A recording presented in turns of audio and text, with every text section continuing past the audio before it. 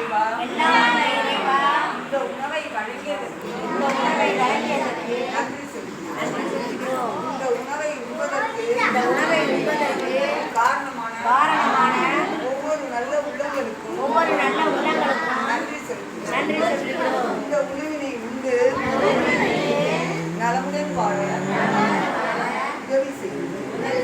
இறைவா,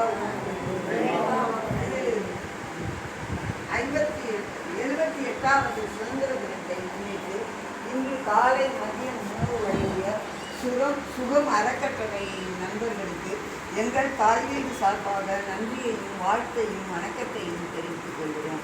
வாழ்க வளமுடன்.